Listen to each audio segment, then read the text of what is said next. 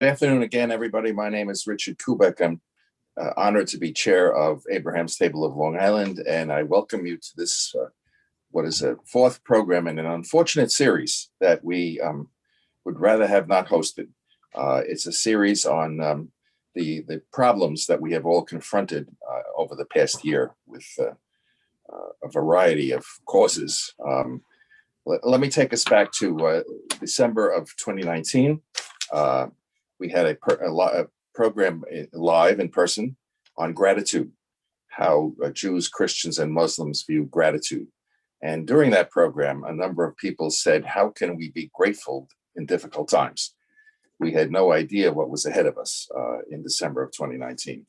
By the end of January, we were on the verge of a catastrophic global pandemic, followed by an economic collapse, the worst since the Great Depression, followed by racial unrest, the worst in 50 years, followed by one of the most divisive periods in American political history and one of the most polarized presidential campaigns ever.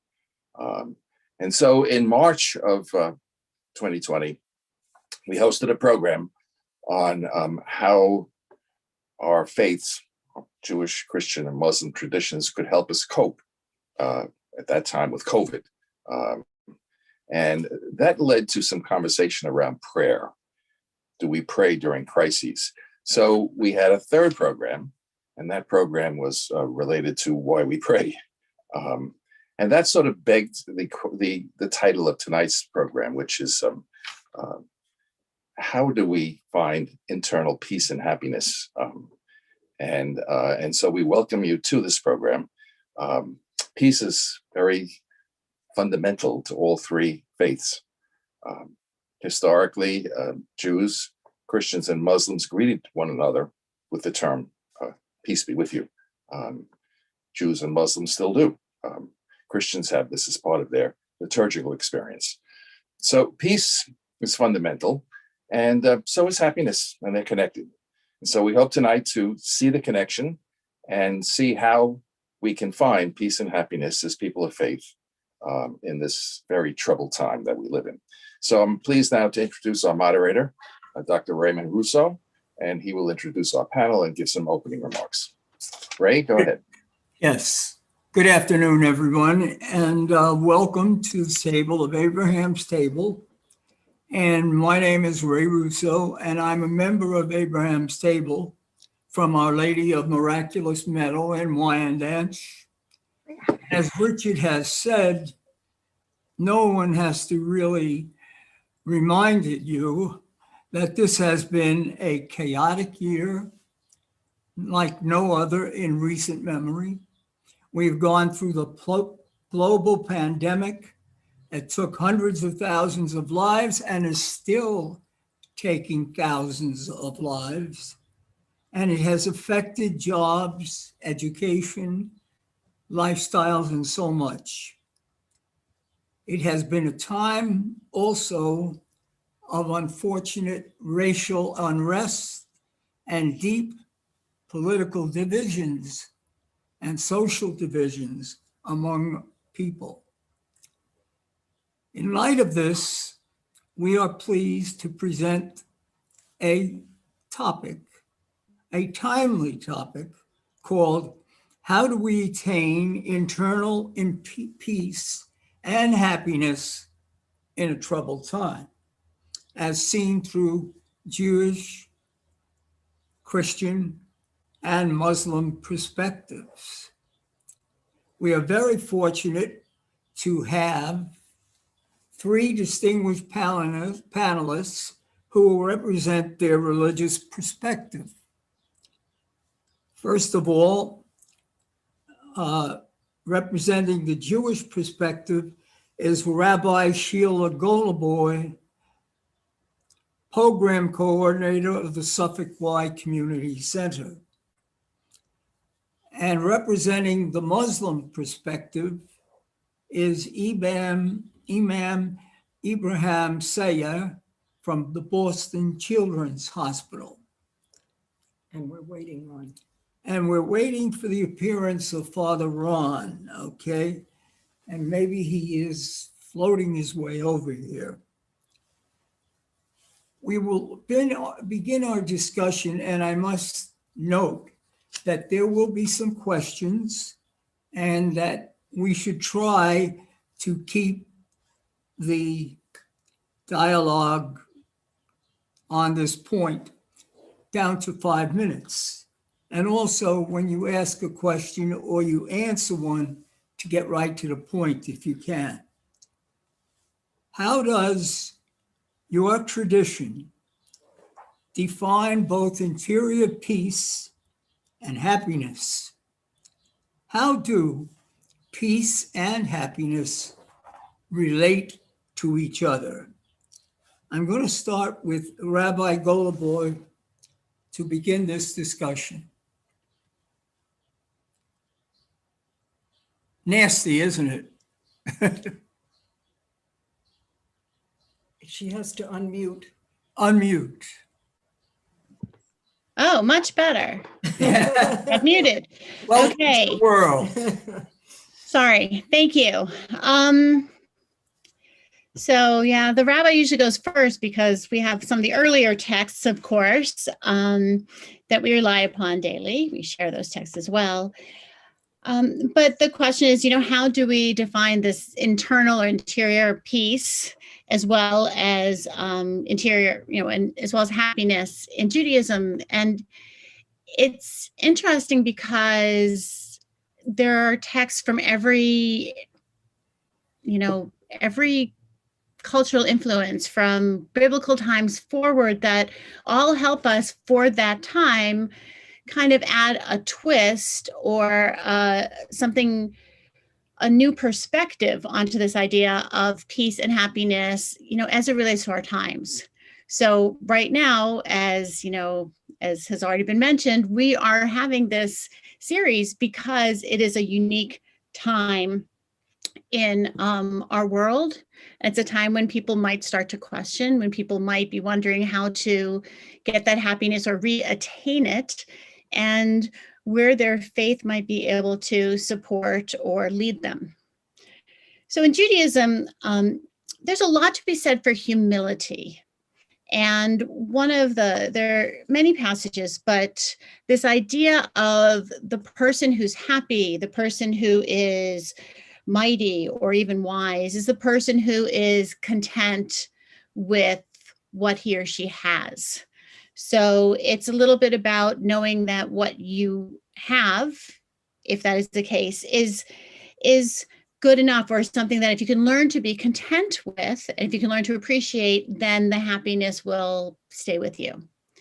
So as we know, we often say, count your blessings, right? So count your blessings is another way of saying, what are the blessings that we hold on to, even when we're isolated, even when we might be feeling the effects of the economy, even when we're separated from loved ones. And even when, especially maybe when we start to get that feeling that it's going to turn around and we're just kind of waiting for the whole thing to open up again.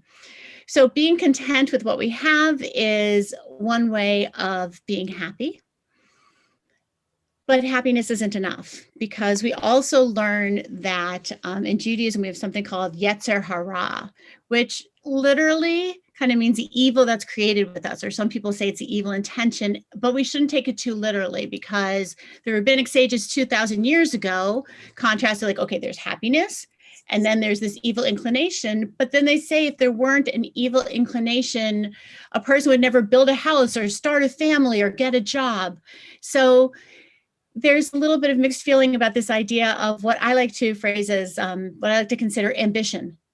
So ambition shouldn't overwhelm us and it shouldn't lead us to do bad things. But at the same time, if we're just content with what we have now, if we don't have some ambition, some drive towards more things that can be fulfilling and happy, then that's not okay as well. Or at least we're allowed to have that ambition. We're allowed to have that drive.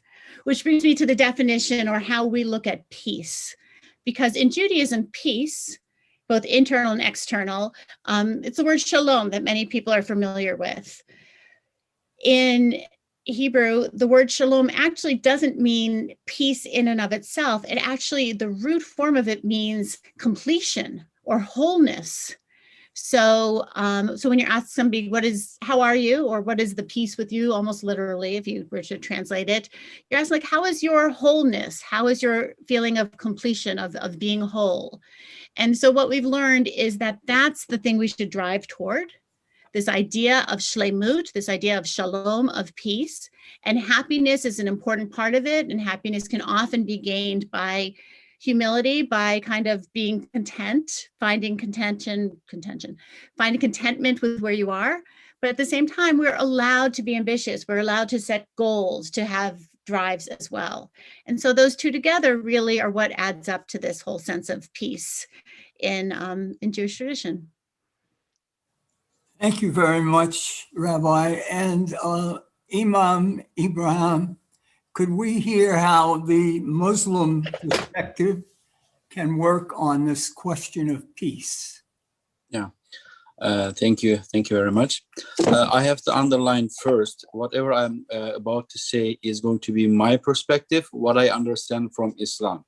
What Islam tells me about like peace, inner peace, and that's what I understand. And I cannot say this is the Islamic perspective 100%, and because someone else may have a totally different, how can I say, outcome from the resources that they are receiving from the Muslim resources.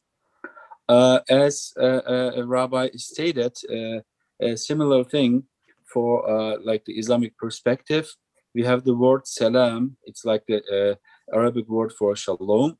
And as a matter of fact, in Muslim tradition, one of the names of God, as you know, God have many names in Islamic tradition. Most famous of them, like 99, and one of them is the name of Salam. So God is peace. And according to traditions, God is the source of peace. So that is one of the reasons why Muslims do their daily prayers. We call salah or namaz 5 times a day.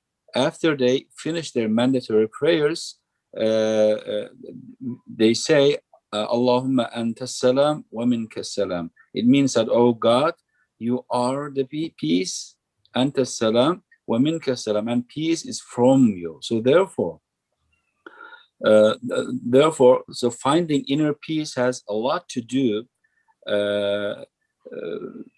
with finding God, which is faith. So in short, I might say, so faith, according to Islamic tradition, has a lot to do with inner peace and happiness. And those who have inner peace are happy. I think, to me, that is the connection. So if I have to like to summarize, I cannot say it all, the resources, what hadith, what Prophet Muhammad, peace be upon him, says, and all the verses from Quran. I cannot like say that in 5 minutes, but I can sum up all of these traditions under one sentence and say, to me, again, I cannot say this is the Islamic perspective. This is what I understand, what Quran or what Allah subhanahu wa ta'ala says regarding inner peace and finding peace. To me, it is the ability to see the beauty in everything. The ability to be able to see the beauty in everything. Because in Islamic tradition, everything that has been created is beautiful. Whether by itself it is beautiful like flowers, or as a result, even like the creation of the evil, like the Satan himself is beautiful. Because of him that we know like who is good, who is bad. So we can identify like bad people from good people because of him. So therefore, if you are able to see the beauty in everything, that is the key.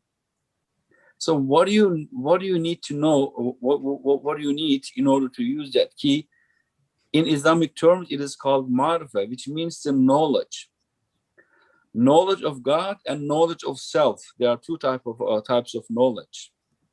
And scholars say, "Man arafa nafsa faqad arafa rabbah," meaning that those who do know their own selves can know God. So self-knowledge is the first, like a fundamental in order to know God.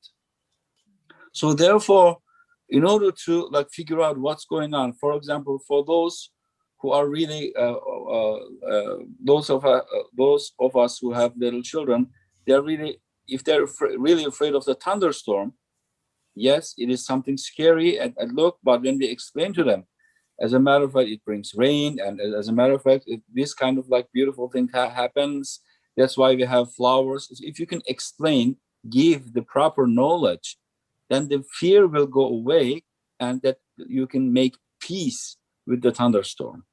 So therefore, here is another, maybe can be another like definition of peace or inner peace. To me, is as a human being, finding the right balance with our relationship with God and the creation. If we can figure out the right balance and the right, how can I say, definition of who we are in terms of our relationship with God and creation, then maybe we can find like inner peace. Oh, that's why I'm here. Oh, that's what's happening. If we are able to explain to ourselves first, and then so that's another thing that I can say. For the last last thing maybe I can say is there is a stage, spiritual stage, that is mentioned in Quran, which is called Rida.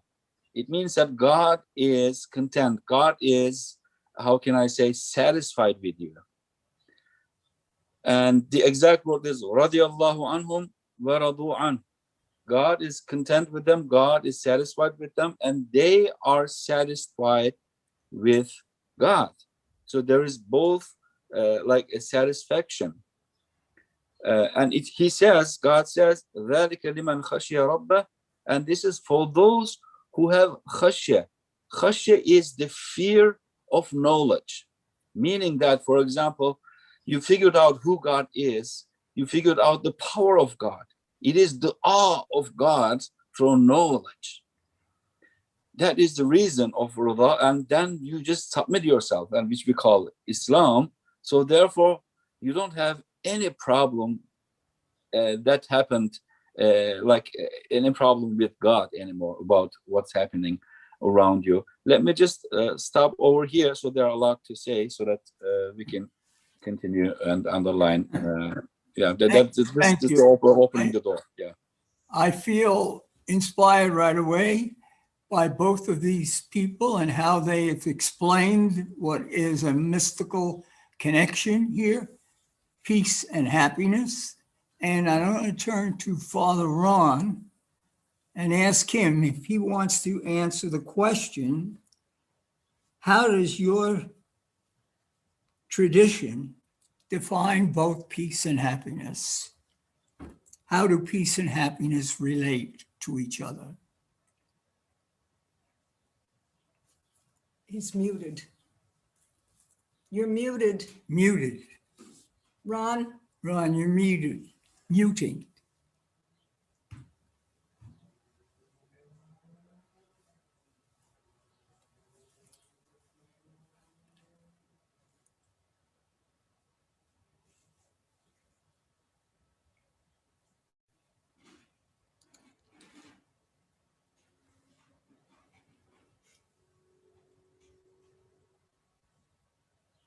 Where is he unmute? You unmute at the bottom of the screen. The bottom of the screen, Yeah. there's an unmute. Bottom of screen.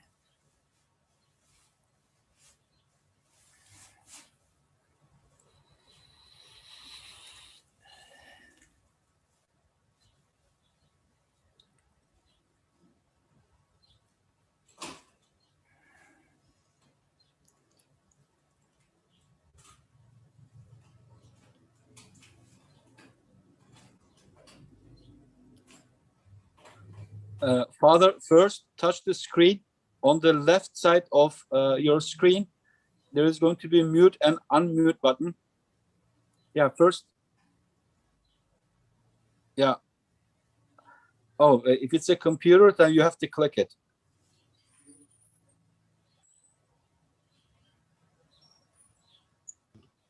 Yes, you're on.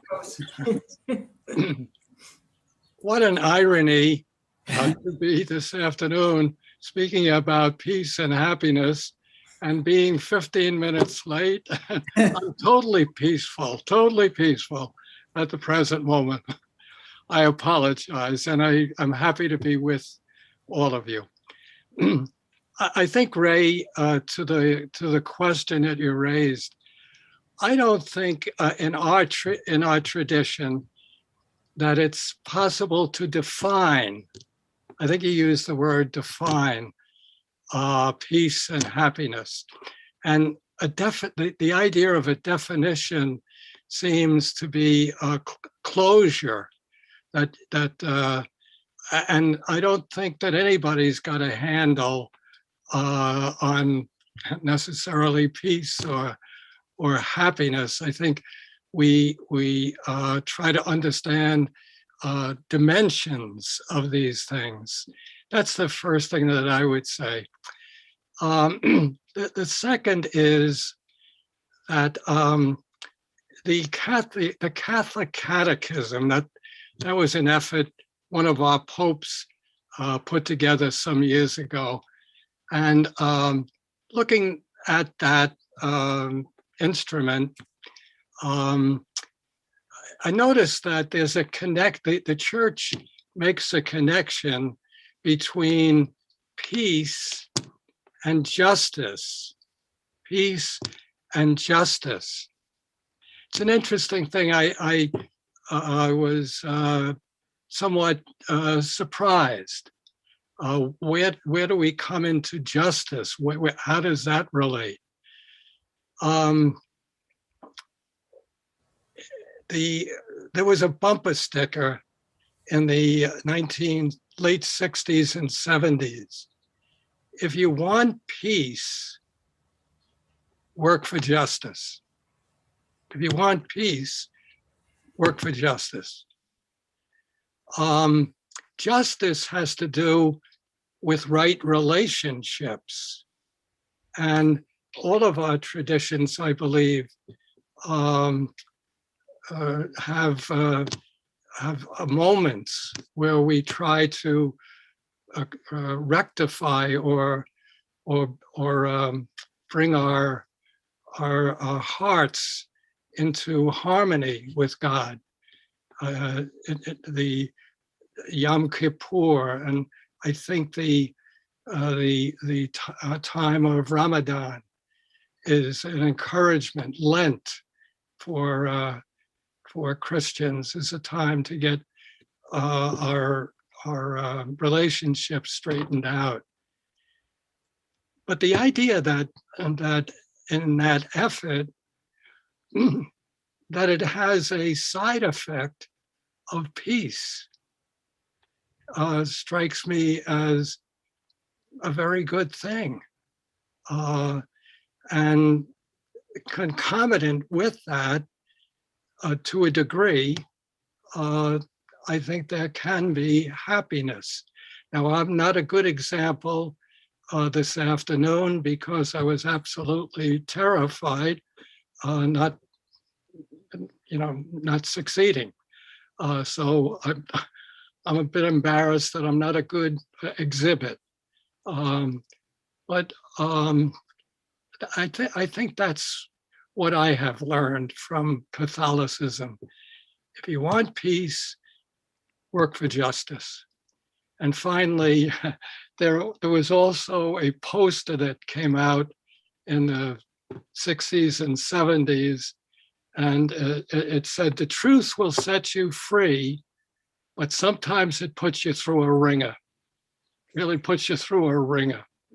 So it doesn't always feel good, but if we're working towards justice and truth, there can be a concomitant gift of peace and happiness. I'll leave it at that. Well, thank you. Very, very good to remember some of those words. Now, we could move on, but let me ask if you see that the world is moving away from peace and justice. Do you think that we need something to turn our attention to peace and justice, where it seems that most of the time we're just looking to gather wealth and power and not gathering peace and justice? Anyone want to comment on that?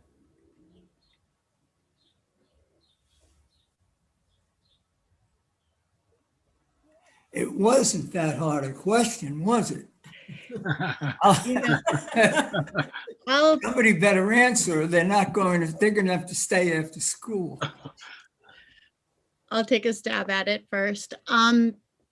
You know, it's a good question, but it's also a very big generalization. You know, it's hard to say the world is doing this or that at any period in time, because even the fact that there are wars in every period of time means that there are different approaches and different values. I do know that right now, a lot of people have taken the time to celebrate the good that is being done. So if it seems like there is more of the opposite in the world right now, you know, it only takes to open the newspaper that people are going out of their way to help others, and people are going out of their way to let us know about it. You know, when I was a kid, we were taught, well, good things don't make the news as often as bad things do, right? You don't hear about every time something good happens in a neighborhood, but you hear about the crime in the neighborhood, for instance. And, you know, what we're seeing now is that people are really giving what they can. People who were at home looking for something to do, if they weren't able to work, if they didn't have a job, they were trying to help others in the situation. There really was I've seen a communal empathy.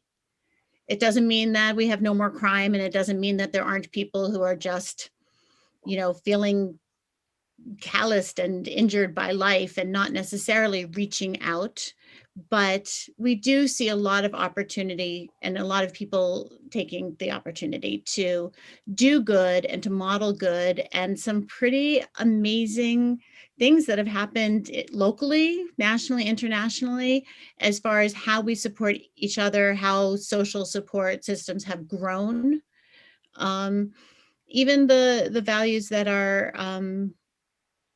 some politicians are kind of expressing at this moment are things that we might not have heard pre-pandemic. So if we're talking about these troubled times, I think we do have to see the good that came out of it. Not that anyone sent these times, or any God sent these times to us in order to see that, but that sometimes adversity does bring out the best in us individually and then as a community.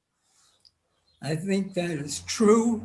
I think that when you have crises like we have now, it's possible that that spurs people on to look for a way of healing the crisis. And we see a lot of instances of that, even young teenagers, you know, jumping into measures that will help people who don't have enough food. And you see it all over, even on Long Island. People just getting up and saying, I want to help. Here's what I can do. And I think that Sheila is correct in pointing that out. Anybody else want to point out, Father Ron? I think that, as I think Dick had alluded to earlier, we've gone through a terrible year. I mean, this was an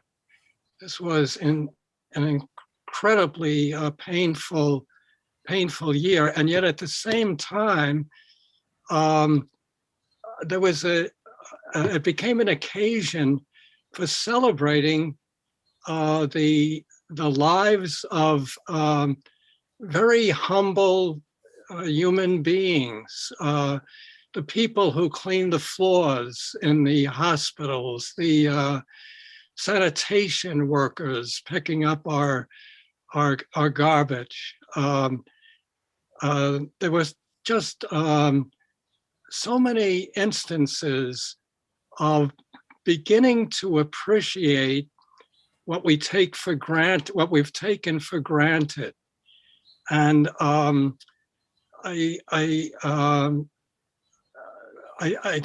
think a number of us found happiness in all of that. Am I still on? Yes, thank you. A number of us found happiness in those things, and we're encouraged ourselves to do things that were uncomfortable, wearing the mask for so long, and yet realizing that maybe the way towards peace and towards happiness is not just thinking about myself, but that, as Dr. Fauci has said over and over again, we're a community. We're a community. And I would just speak very briefly of Pope Francis. I mean, he's so determined to help us to understand we don't go it alone, and nobody achieves great success without the help of others along the way. So I think this year has been very difficult for us, but I think many of us have begun to understand I have to give myself. I can't be just a taker. Leave it at that. That's right. That's very true. And I think that comes from having to face a crisis. And we faced it. It was terrible while we were facing it. And we're facing it. We're coming out stronger. We're going to appreciate more about our life.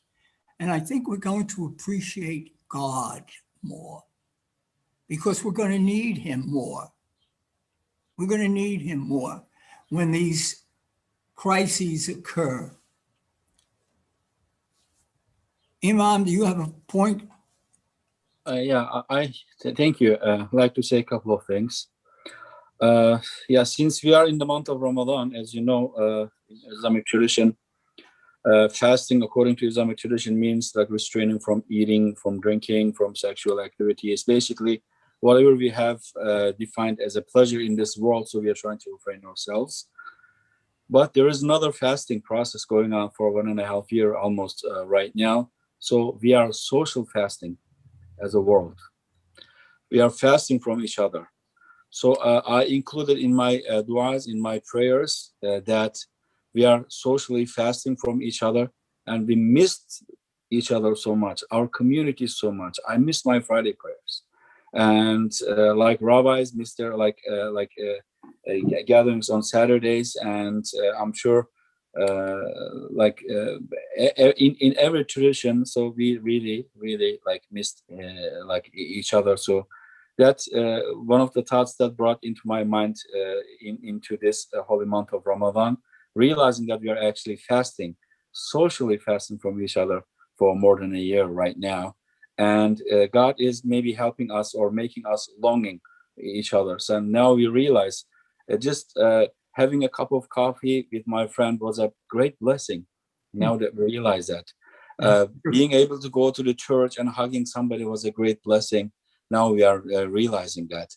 And now God is, that is how I interpret, putting mask into our mouths telling that, so you may give virus to your community, and you may get virus, something bad from your community. So God is teaching us how to protect each other. And sometimes it is by not saying anything, by silencing, putting mask into our mouth. And sometimes it is just keeping our distance. So that's to me, like keeping the social justice and social peace. That was like there were a lot of like great teachings in this season for those who are able to see. As a chaplain who works in the hospital, it really hit me hard, because I have seen people who do not have anyone. The loved ones are not allowed to come to the hospital, and they're dying alone. And I have been many times the one who is holding the hands of those who are dying. The loved ones cannot be there. So I don't have like definition for the moments that we have experienced. Yes, it is tough time, but at the same time, I really, really hope that something good will come out of it. For hospitals, already did. Like the other viruses just vanished, so we don't have virus sicknesses anymore in the hospital. So because we are being so careful about what's going on.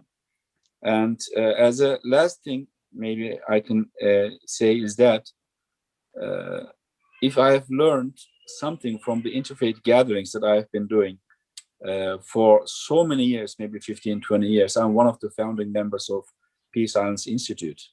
I lived in Manhattan, in New York for 5 years. One thing that I have, if there is one thing that I have learned, is that there is good people and bad people. Doesn't matter what tradition, there are good people and bad people. And what we are trying to do is to gather people around goodness and good people. And I think this period showed us and helped us to see the goodness inside the people, how good can come together. So I should just leave it here and see where Raymond is going to take us. You know, just the very fact that we have this organization, we did not have this organization 10 years ago. We looked at each other from the other side of the street. And thanks to Dick and several other people, we reached out to Rabbi Goloboy and her people. They have been fantastic in helping us. They have given us their building. We've had meetings there. We've had attempts at conventions there. The same is true of Mehmet, whom we didn't know.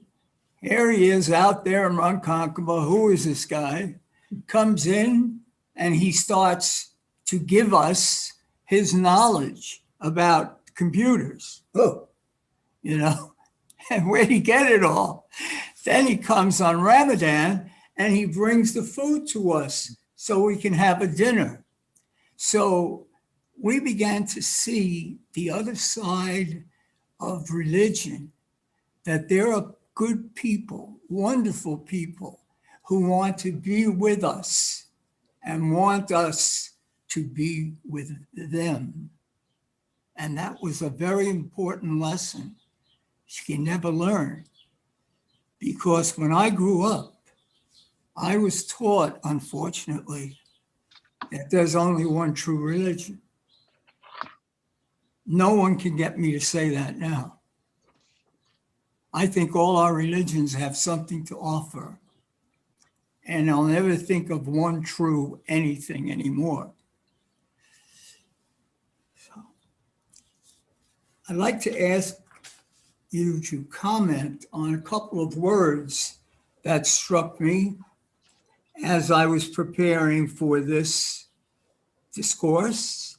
And what I want to say is, how have each of you personally achieve peace and happiness through the faith life that your religion proposes?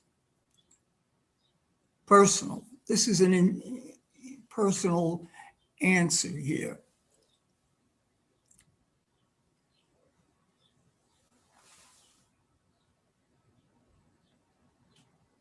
I'll take a whack at that.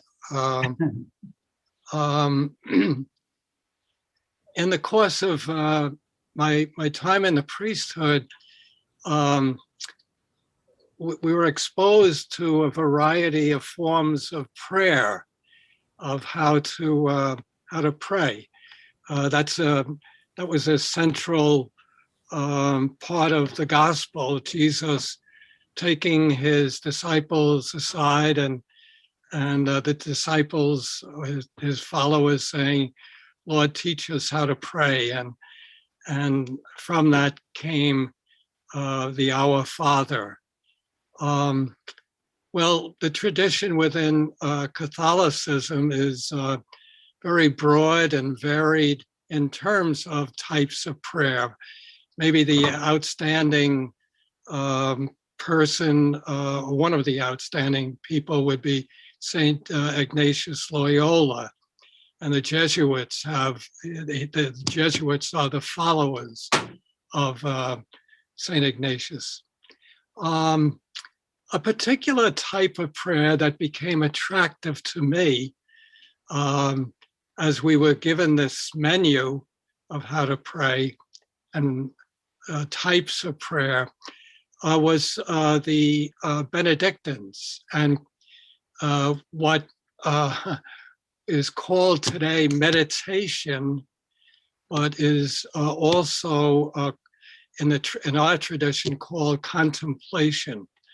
And it has to do with breathing, being very attentive to breathing. And it's a popular thing in many ways today, not necessarily from a religious or a spiritual or a religious point of view.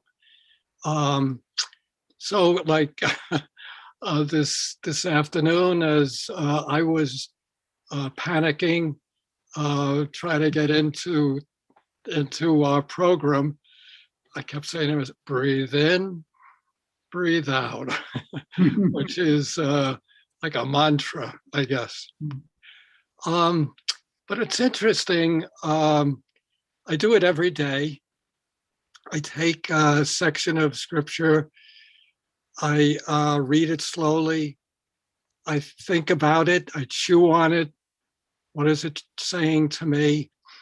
Then I talk to God and from my heart about it. God, I lack this, or I'm not living this. It sounds right, but I'm not doing it correctly. Being on time? That's nasty. Sorry. Sorry. We also have confession. Yes. Anyway. And penance. Absolutely. Anyway, but an interesting thing. Oh, and then the last step is not to say anything, that I've spoken to you, God. Would you speak into my heart, not my head, but would you speak into my heart? And that's where just slowing down and breathing and being quiet. And I know that's not just a Catholic thing. Many traditions have this. But one thing, if I could just say make another point. A few years ago in the parish, I began to use that type of prayer, calling together a group of people from the parish and the area to look at Black Lives Matter. Black Lives Matter. And obviously that's a toxic topic for a number of people. And my thought was, why don't we get into our discussion about Black Lives Matter, look at ourselves. Do I have a history of racism? I do. Does it continue in spaces? It does for me.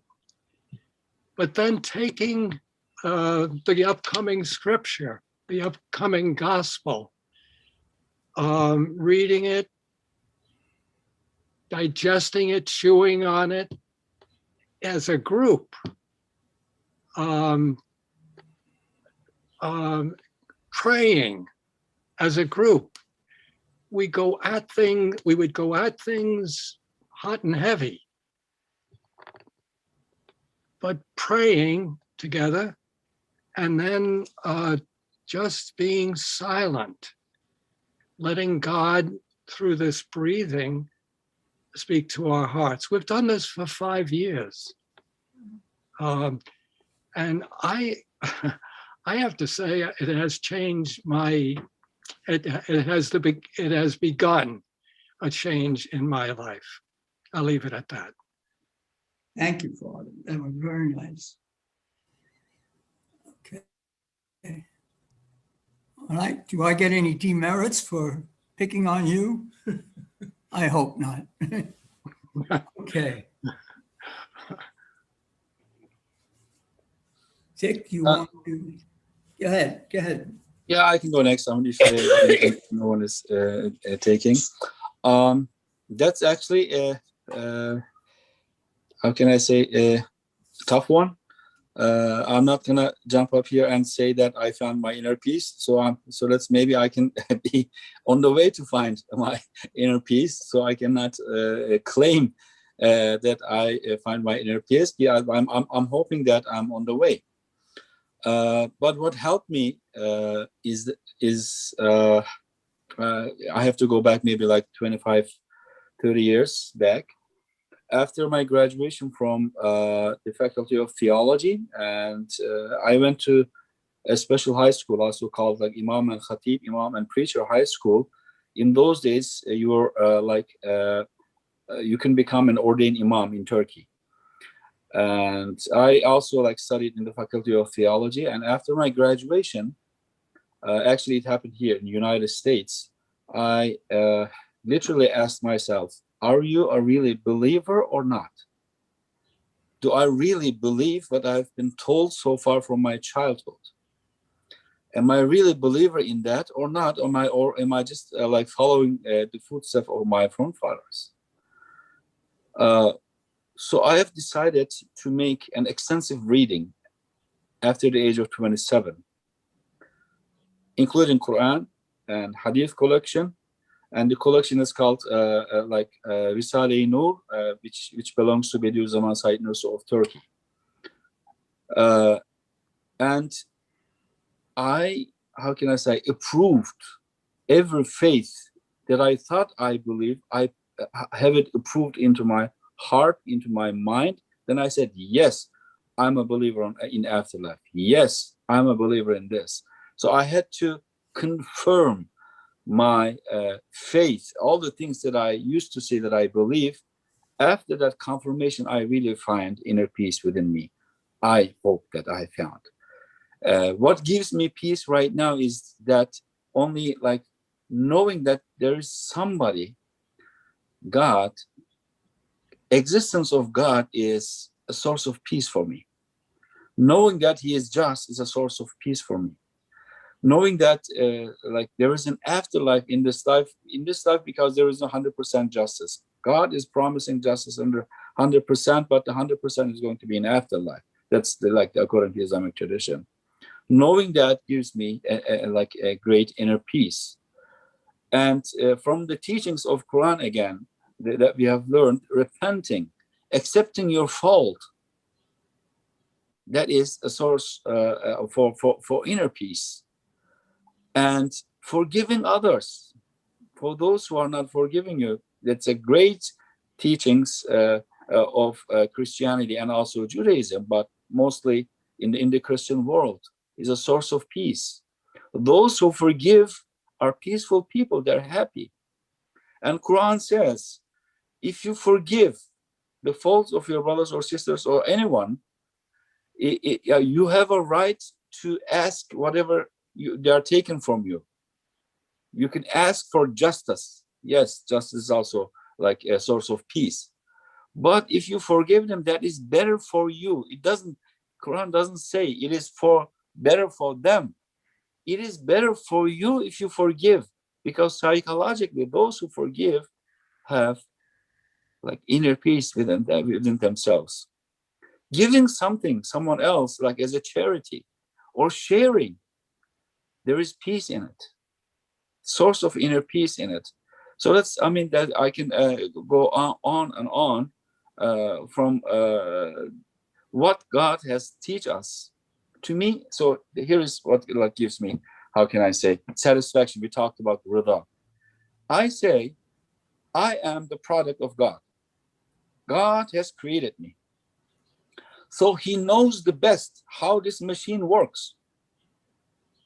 He knows the best how this machine like best works, meaning this machine becomes happy or satisfied. So if I do believe in him, so he also sent me like manuals and good peoples, like Moses, like Jesus, like Muhammad, peace be upon them. And they have a manuals telling us, you know what? So you have this machine. Don't put gasoline there. You work with, how can I say, water. If you have a car works with gasoline, if you put like water there, it's not going to work. This machine is not going to be happy. So this is how I see the do's and don't do's of religions, because the creator who created me sent a catalog along with it. And this is the best way to have this machine work. So to me, so therefore, obeying becomes, if you believe, if you have faith, obeying in God gives you pleasure and inner peace. And sometimes if you do not have the right result or the result that you are looking for, but you are satisfied because you did what you are asked to do, what you're supposed to do. And that is another like source of happiness. Like in short, to me, like my faith is if I have inner peace, is the source of it. So if I can forgive people today, it is because of my faith. So I should leave it over here. Thank you for the opportunity. Recently, a couple months ago, when there were problems, especially in Pennsylvania, there was a terrible slaughter of people, innocent people there. We were invited, our group were invited to go over to the temple right off the Long Island Expressway and opposite the library. And I said, I'm going to go.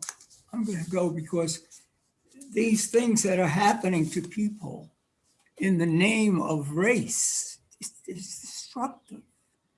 And you think we'd learn a lesson after the World War II. And we, people learned that lesson. So I went over there and I loved the service. It was mostly the Old Testament.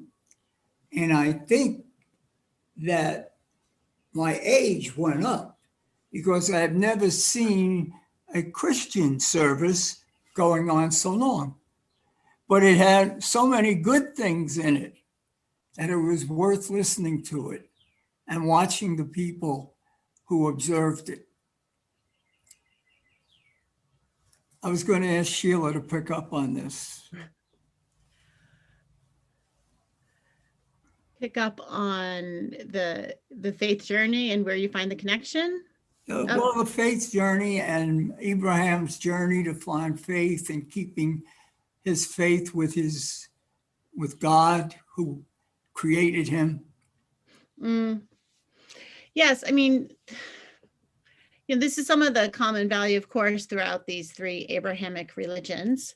in that, the texts, the values, the characters, whether we call them prophets or historical figures or something else, these are the same. We share the same stories. And Abraham is one of them. But, I even go back to, there's a midrash, there's a rabbinic story written to kind of embellish upon, explain more of the between the lines of the Torah text. And what it says is that primordial Adam, like the template of Adam almost, was so tall that he kept his head was in the clouds in the sky while his feet were still firmly planted on the ground. And while there are, I was thinking to my faith journey, a little bit more generalized to what other people might hold on to as part of theirs, it still is. There's so much out there in Judaism text, in every religion. But for me, this primordial Adam really has always been a role model for me, because it's the idea of being firmly planted in the ground with your head in the sky, meaning that you can be lofty, you can be creative, you can be imaginative, but you still need to be literally grounded as well. And I think that's kind of always been part of my faith journey. And for me personally, a lot of the texts have had great meaning for me. And I'm not going to read a lot of text because of the time. But I think when I was studying counseling a lot and working with teenagers more, I loved to use the model of the Israelites wandering through the desert, wandering through the wilderness, 40 years on the way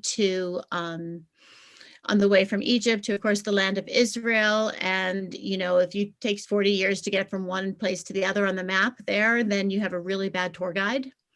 Or you have people who really need to experience the journey. And so a lot of the grumbling and the questioning and even what some might call poor behavior of the Israelites at that time was really growing pains and testing boundaries and learning to think for themselves. And that, in a lot of ways, you can parallel to a teenage culture or to the maturing and growth that we all need to do throughout our lives. But sometimes there's a great spurt of it at a specific time. So I look at that as well. And there are a few other texts, of course. Another text that really helps ground me is the text from the first book of Kings, from Elijah's experience. That God told Elijah to come out, and there was a great and mighty wind, splitting mountains and shattering rocks. And then God was not in the wind, and after the wind, there was an earthquake, but the Eternal wasn't in the earthquake, and after the earthquake, fire, and where this is going, hopefully. And after the fire, in this translation, I'm looking at a soft murmuring sound, or sometimes we call it the still small voice. And especially, we're talking about our faith journey, but we're also talking about really, where we find that internal peace. I've always used that as a model, that we're not looking for the earthquakes. We're not looking for, something to literally shake the world around us, but we're looking for that transformation within us, that when we're focused enough, when we're quiet enough, when we can really turn inwards and look for our own answers, that's the still small voice. And so that's a lot about my where I look for it. I can also say there are a couple of other passages that have really, and teachings that have really meant a lot to me. One is, one is this, what we call theistic finitism, but what it really is this question of evil in the world, right? If God is all-knowing, God is omnipotent, God is omniscient, reverse those. If God is all-powerful, all-knowing, and if God is all good, or if the world is good, why do bad things happen? And, this has been written by philosophers of every religion, I believe, and Harold Kushner in, not why do bad things happen to good people, but when bad things happen to good people, kind of brought it and gave it a modern twist. But the truth is that if we're looking for this perfect God, then that's really not a sign of humility, because if we're made in the image of God, that means that we are expecting ourselves to be perfect as well, but it's not a perfect situation. God is not all knowing and all powerful and all good. God cannot be every place. We have free will, and as long as we do, we can make a mess. And as long as there's nature, nature will act as nature.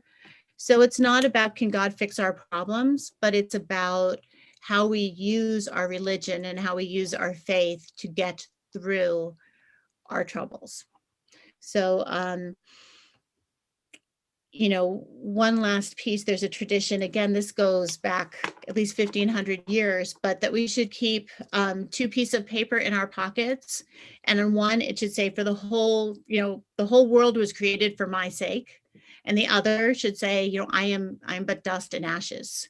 And so depending how you're feeling about yourself and how your day's going, or, you choose, you can pull out the one that kind of gets you back into that center land of being grounded and being realistic and being humble. And so I think that's where my faith journey has brought me, not to big ideas of grandiosity, but to the goal. It's not a perfect faith journey and it's not complete, but the goal of being centered and good and humble and doing God's work.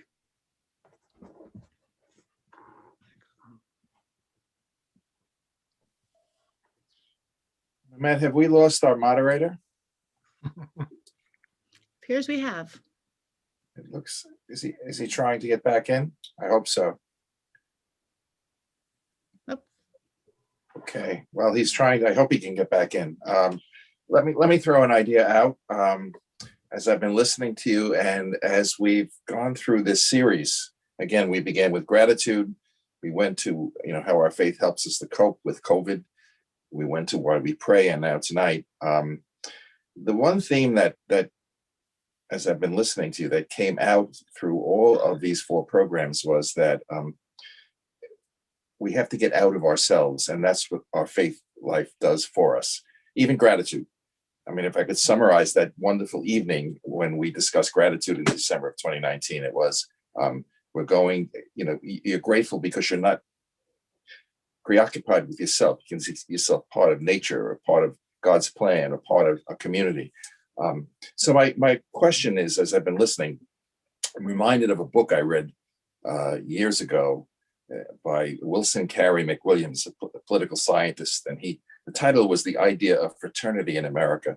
And one piece of that book stuck with me. He said, Jefferson made a terrible mistake when he drafted the Declaration of Independence. He would have been better sticking with John Locke, that we are all entitled to life, liberty, and property. But the mistake he made was he dropped property, which would have caused its own problems and has, and he substituted happiness. And he said the idea of happiness has distracted us and sent us down a road of just looking after ourselves. So in terms of peace and happiness, would you like to comment on that? Who would like to take a swing at that one?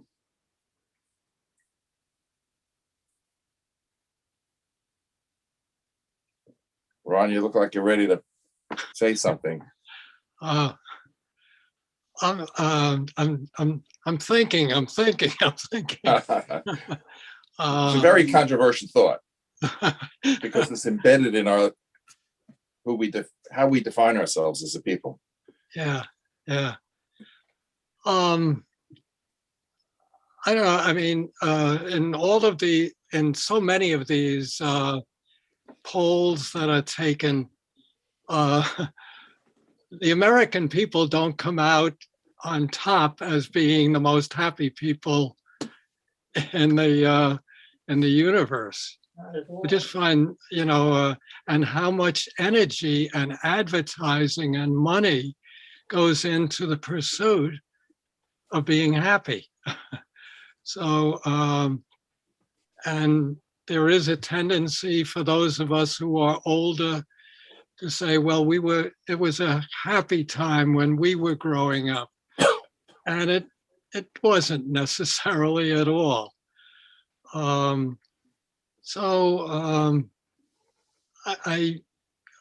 think the happiness part, I don't mean to debunk it, but I think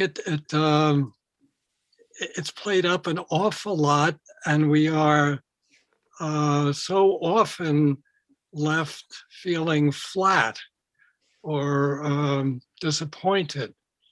And I think, again, it has to do with the failure to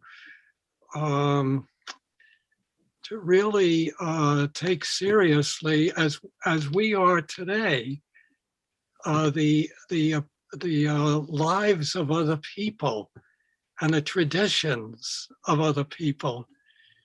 I grew up along with Ray as a person who thought there was only one way.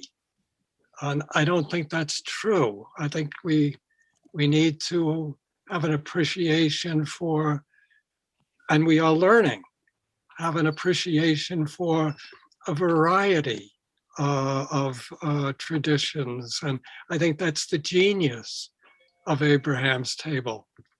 So that's about the best that I can do, Dick.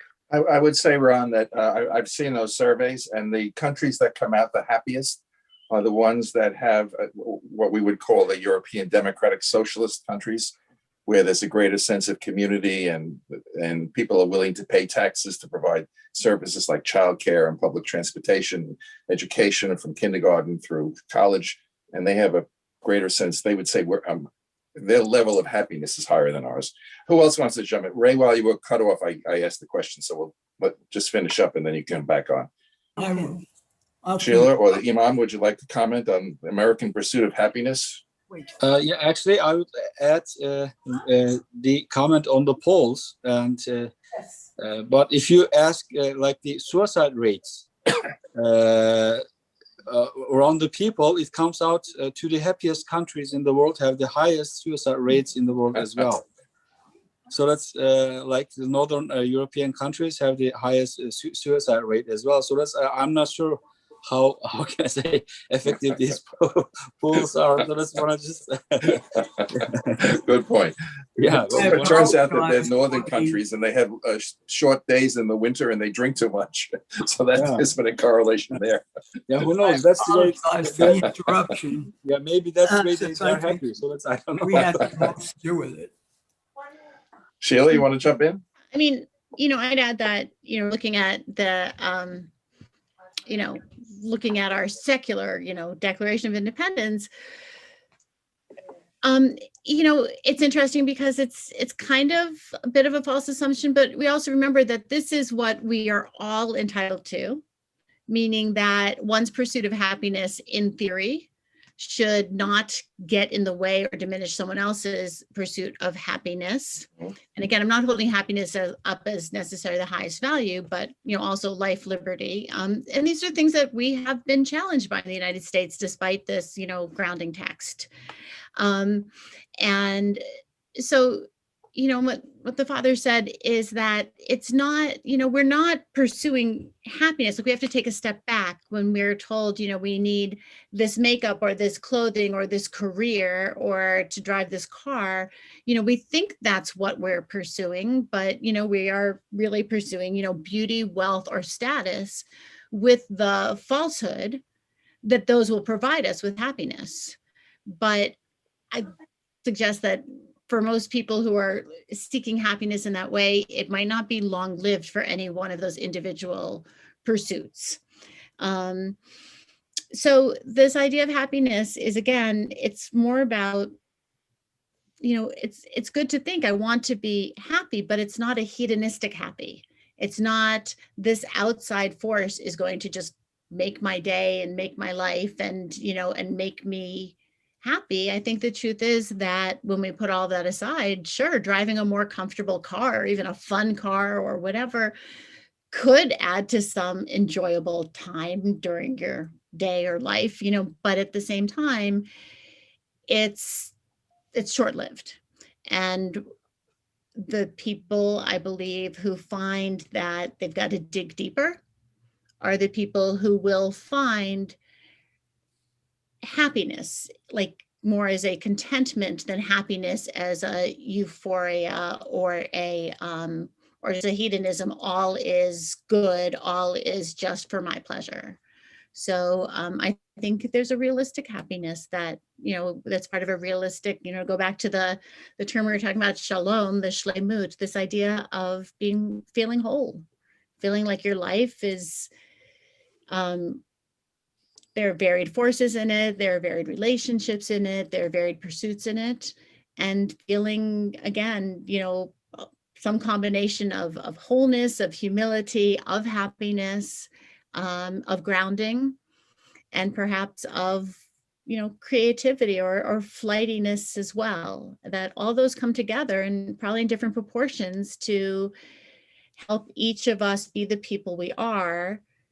And our faiths can ground us, the values in our faith in God, the celebrations and rituals of our faith with other people. These are all things that can help bring us to that hearing the sound of that still small voice that assures us from within that all is good.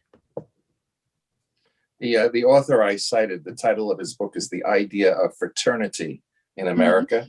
And he makes the point you made, Sheila, that our pursuit of individual happiness has broken the ties we have with one another, and that this is one of the problems we have as Americans. So, Ray, we've been talking about happiness and connectedness while you were gone, so you're back. And I yield back to you. Okay. Well, when I was preparing, I thought about this, and I guess you people went into it. You went into the Declaration of Independence? We did, yes. So Just ask them that.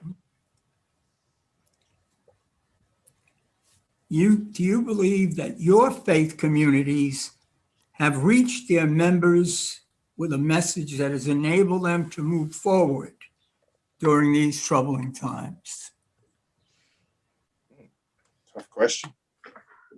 Is your faith community successful in reaching its members?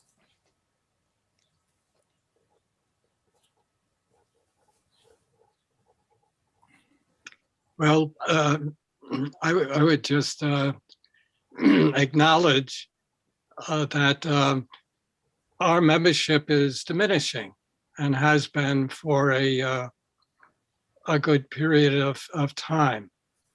And that was before COVID. It's part of the truth of religion in America, that it isn't just Catholicism. Indeed, there are some congregations that are prospering in the sense of increased membership, but the traditional religions, I think, are experiencing diminished numbers. By the same token, I just would suggest that from a Catholic point of view, I think there was a lot of arrogance on a part of a person like myself, just thinking that it has to do with numbers and pride of place, and our Pope, our spiritual leader, temporal leader in the sense of on this earth, has given a comeuppance to leadership. He's told us that we've been arrogant, that we've been not servants, and it's a good. I mean, I think he's done a heck of a job in being very truthful and honest with us. And finally, I'd say he talks a lot about the poor, and I think he includes in that a poor church. I don't mean poor me, but a church that's humble. And we were not, in many instances, we were not that at all. So I think this is a good time. I know for myself, this June I will be 60 years a priest. So good times, bad times, whatnot. But I think this is a good time. And I'm grateful to God for the challenges that we're faced with. And so maybe I'll just leave it at that. Well, I think we've covered a lot of bases. And if anyone wants to end with a short conclusion, go ahead. Ray, if I could just jump in, the imam and the rabbi might want to answer your question. It was a very good one about whether our faiths have provided us with a way of coping. We only heard from Father Ron. Oh, good answer. Good. In the way of life.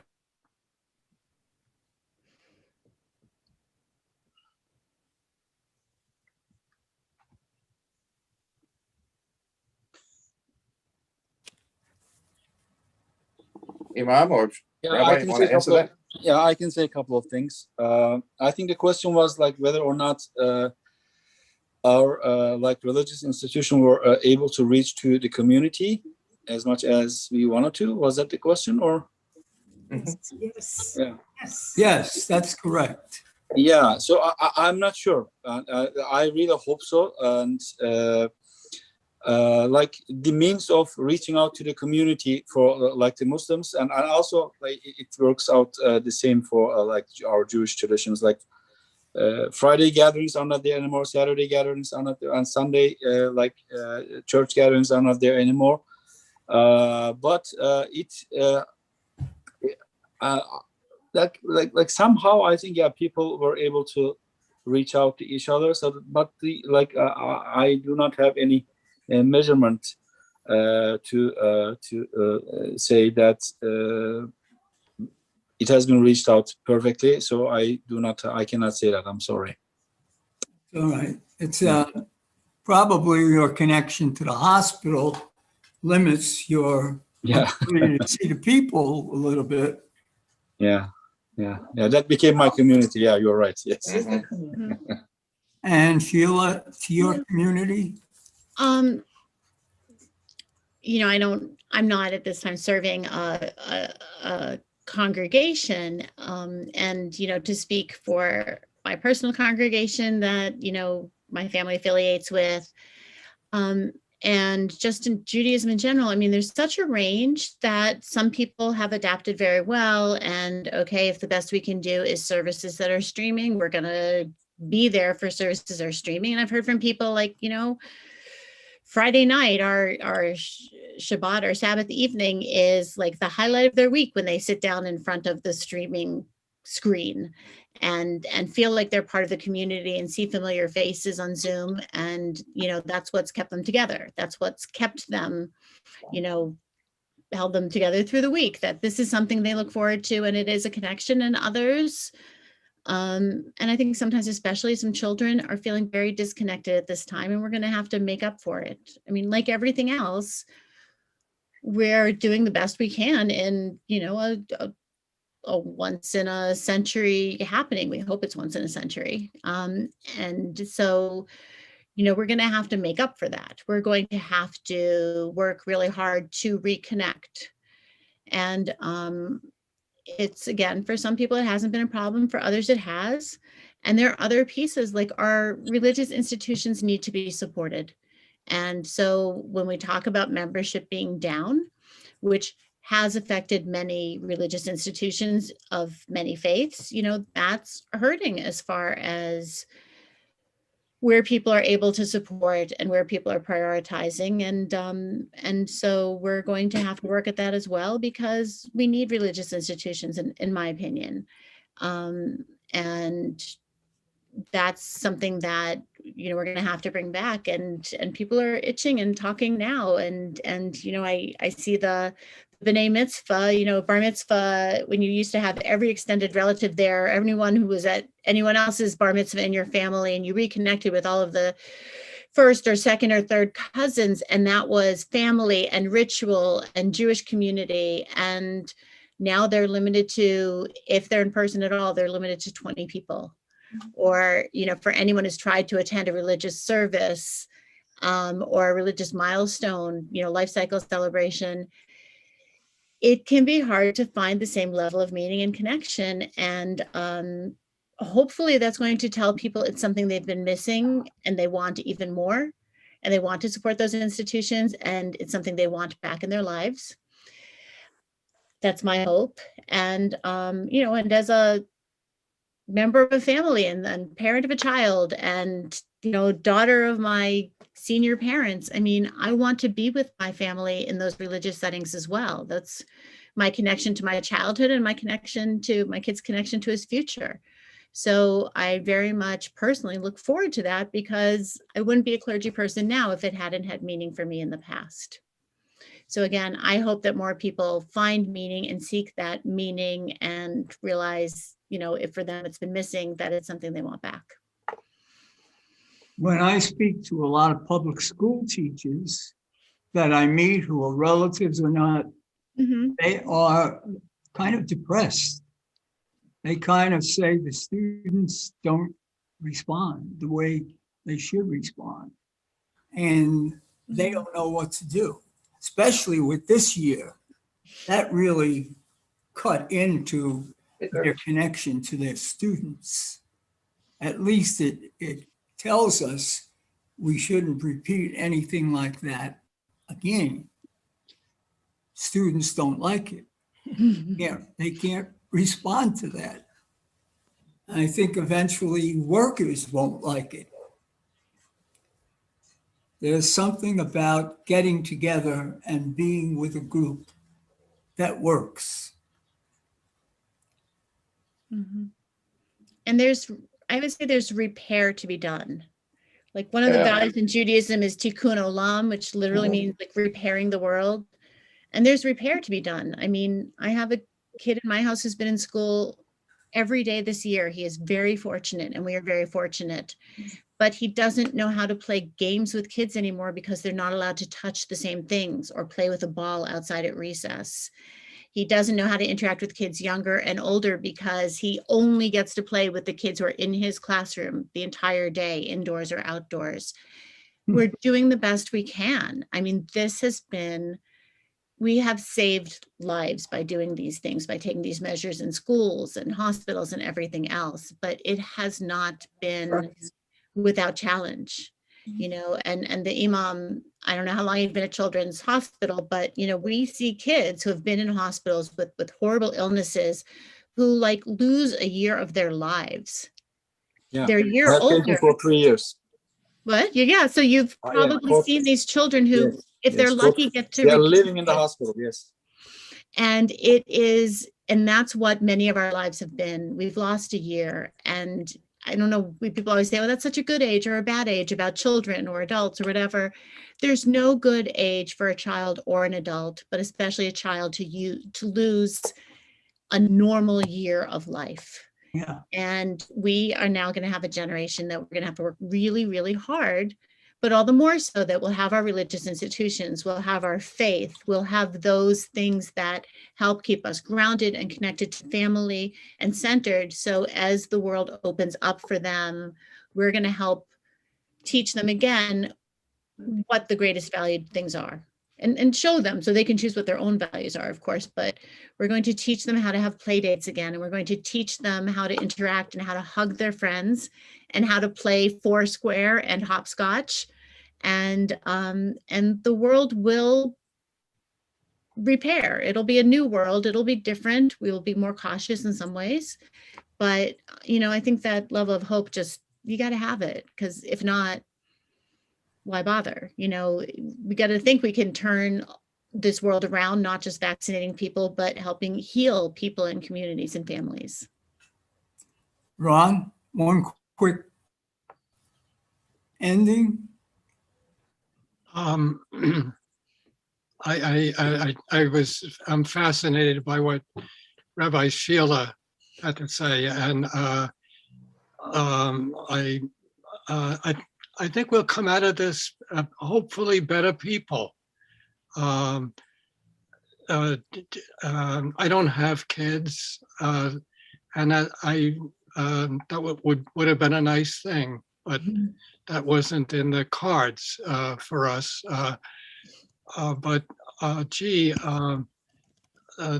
They're crucial. We need to get out of this funk, and kids need kids, and parents need a great deal of support.